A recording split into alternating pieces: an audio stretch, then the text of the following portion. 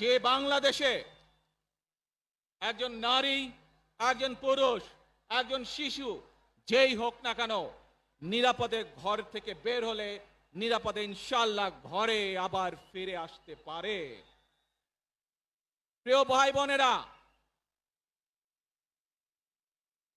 এই দেশের জনসংখ্যার অর্ধেক নারী, 4 কোটিরও বেশি তরুণ প্রজন্মের সদস্য, 5 কোটির মতন শিশু,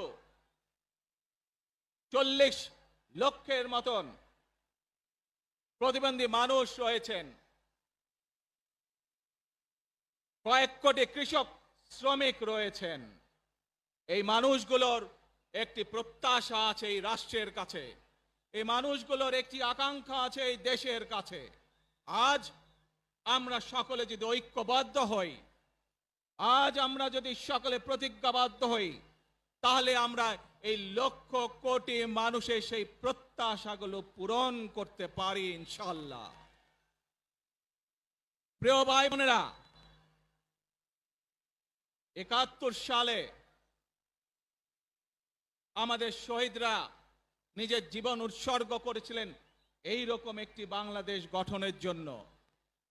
বিগত 15 বছর স্বৈরাচারের বিরুদ্ধে শত শত হাজারো গুম খুনের শিকার হয়েছে শুধু রাজনৈতিক দলের সদস্য নয়, নিরীহ মানুষের প্রতিবাদ করতে গিয়ে অত্যাচার নির্যাতনের শিকার হয়েছে, জীবন দিয়েছে। 2024 সাল মাত্র সেদিনের ঘটনা। কিভাবে আমরা দেখেছি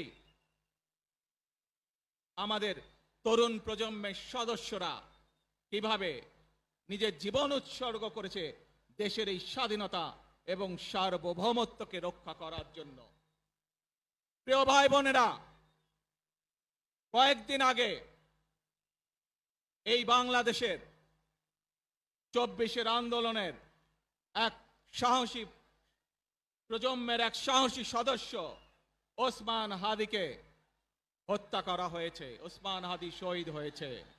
প্রিয় ভাই বোনেরা, ওসমান হাদি চেয়েছিল এই দেশের মানুষের জন্য গণতন্ত্র প্রতিষ্ঠিত হোক, এই দেশের মানুষের গণতান্ত্রিক অধিকার প্রতিষ্ঠিত হোক, এই দেশের মানুষ তাদের গণতান্ত্রিক এবং অর্থনৈতিক অধিকার ফিরে পাক।